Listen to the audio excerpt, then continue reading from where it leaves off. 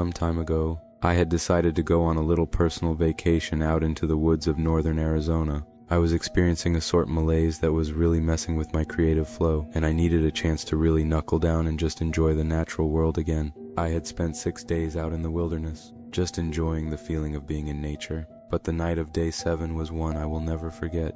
Noise. Something was waking me up, groggily. I rolled over and looked at my phone. It was ringing. I looked to the top of it and blinked. No signal. That made sense. I had come out here for the isolation, a chance to clear my head and make some music again. So why was my phone ringing? How was my phone ringing? I stared at the number as my phone rang incessantly. An unknown caller. I heaved a tired sigh, swiped to answer, and croaked blearily, "Hello? You need to be ready. It knows you're there, and it's already here. It has come for you," came the voice on the other line. "Who is this? Who am I speaking to?" I asked, the exhaustion beginning to leave my voice. "Be ready. It will be there soon. Don't open the door." The line went dead. My phone blinked and the word "signal lost" flashed on the screen. "Don't open." I rubbed the sleep from my eyes and wearily watched my phone, waiting to see if it would ring again. "I must be losing it," I murmured, placing my phone back on the nightstand and rolling back over to go to sleep. That's when the house thundered. Booming knocks shook the glass of the windows and rattled the glassware. Jesus fuck. I spun to the door of my room, and my mouth dropped. My door was closed, but it was shaking like something was trying to get in. Boom, boom, boom. 3 knocks in short succession thundered against my bedroom door. I didn't remember locking it. The only door I locked was the front. It was the only one I figured I needed to out here. The angered knocking came again. 3 strong blows, and the rattling began anew. It shook the door, and as I watched, I saw the frame begin to crack. My phone rang, and the rattling stopped. Sparing a glance, I snatched it off the nightstand and looked at the number. Unknown caller again. Shakily, I swiped to answer the call and brought the phone to my ear, saying nothing. "It knows you're in there. It isn't going to be polite for long. Get under the bed. Hide." Then, the line went dead again. Signal lost. I looked at the cracking door frame and wasted no time taking this mysterious caller's advice. Quickly, I crawled under the bed and watched. It was only minutes. I knew it was only minutes, but it felt like hours. I stared at the door, terror wrapping its cold arms around my gut. My breathing became ragged as my eyes remained glued to the door. It wasn't moving. There was no knocking. Had the caller been wrong this time? Was it done? Had it just given up? What was it? Questions raced through my skull, each firing out of the cannon of doubt before the next one could be rationalized. Could any of this be rationalized? Though, something had called me up and warned me of something else in my house. Now that something else was just outside my door, I couldn't explain it, but I had this feeling, like whatever it was that was out there was waiting for me to make a move, like we were in some kind of terrible chess game. So I watched. I waited beneath that bed for agonizing minutes. The sounds began shortly after that, soft scratching noises, almost inaudible from my position, the one my signalless savior alleged would keep me safe.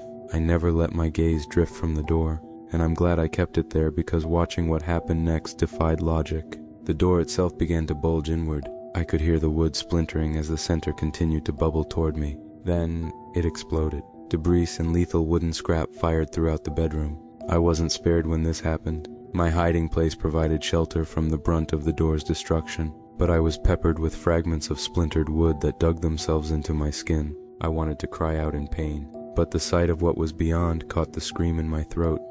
There, standing in the doorway, I saw a pair of feet, massive legs that must have been at least 3 feet across themselves, but that wasn't the strangest thing. The skin was no tone I had ever seen on a human. It was this mossy green and brown, and the texture was so wooden, like a pair of tree trunks. Slowly, the thing in my doorway ambled its way into my room. I could hear its heavy, ragged breaths, like some sort of hunting beast. It was at the foot of my bed. The scent of moss and pine clung heavily to it. But there was another scent I caught as it just stood there. Rot. Death.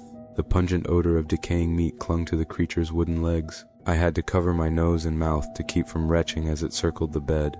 Was it going to throw it up and pull me out from underneath? Was this monster just waiting for the perfect chance to tear me to shreds? What the fuck was it? The feet turned, and suddenly my blood felt like ice. My whole body shivered as the temperature in the room suddenly plummeted. I could see my breath as this thing let out an ear-shattering roar. I can't place the sound, but it reminded me of a mixture between a jet engine's roar and a grizzly bear's growl. I watched from my hiding place as the nightstand was lifted and launched across the room. I could only hear the thing shatter as the creature tore the place apart. My eyes were discs in my head. My hands were clamped over my mouth to hide any sounds of breathing or whimpering. But just as it spun to face the bed, it stopped. Instead, whatever it was turned and shambled out of my room. What the fuck? What the fuck? They were the only words I could choke out as the creature disappeared from my sight. Then the phone rang again. Terrified, I seized it, trying to silence the ringer. I swiped to answer the caller and immediately began to whisper into the phone. What the fuck was that? Who are you?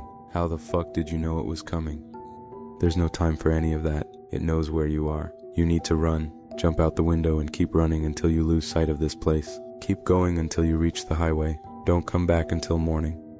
Are you fucking kidding me? That thing is huge. I can't outrun it. You have to. It's the only way you win this. Then the call cut out. Signal lost. I steadied my breathing and psyched myself up, shooting out from under the bed as I heard that dreadful roar again. It was coming back. I didn't have time to think. No time to find shoes. Slicing my arms and legs against the shards of glass. Adrenaline coursed through my veins, urging me to ignore everything else. I ran, bolted through the forest as fast as my legs would carry me. Twigs and rocks tore into my feet, but I kept going. Even as my chest began to tighten and my lungs began to feel like there was a fire being set beneath them, I ran. I couldn't hear the monster behind me anymore. Maybe it stayed at my cabin. Maybe it kept looking elsewhere. Every ounce of me just hoped I had gotten lucky. But the voice on the phone told me to keep running until I hit the highway. So I did. I ran through miles of backcountry woods, never stopping, pushing myself far beyond anything I thought I was capable of, just to get away from whatever the hell that thing was. I could see darkness starting to push its way into my vision. My legs were beginning to feel like they were made of stone. My body ached and every muscle screamed for me to stop, but I kept pushing. When I burst through the tree line onto the road, I stopped. Almost instantly I began sobbing and I dropped to my knees. I gazed up at the moon as my phone began to ring again. I pulled it out of my pocket and looked at the number. Before I could do anything else, darkness overtook me. I woke the following day in a hospital bed. Apparently someone had discovered my unconscious and bloodied body on the side of the road. The sheriffs had a million questions, none of which I had a good answer for. They thought my story sounded like something I had made up, but when they went to the cabin, many of them were singing a different tune. It looks like you got lucky and escaped one of the biggest bears I've ever seen, one of them said. Didn't find it, but the claw marks in the wood made it look like a damn dinosaur. Grizzlies are huge, but not even they leave marks like that. When I asked about the phone calls, they just shook their heads. There's no cell service that far out. You might have imagined that part and everything. It took me over a week to recover from my injuries. I was told I had lacerated a tendon in my right arm, and that it had never quite functioned the way it had before. That was the arm I used to play guitar, and to this day, there are still certain notes my fingers just can't quite nail anymore. The day of my discharge, I was given the things that they had found me with and given an escort back to the cabin. The debris was mostly cleaned up by the time I arrived to collect my things, but the damage to the building itself was visible. And the cops were right. Whatever the hell it was that came after me that night must have been massive to leave the marks it did so deep in the wood. I checked my phone as I crossed the threshold of the house to gather my things and sighed. No signal. Well, thanks, whoever you were, I muttered, gathering what stuff was left after the attack. To this day I don't know who called me, or what it was that was in that cabin, but frankly I don't think I want to know.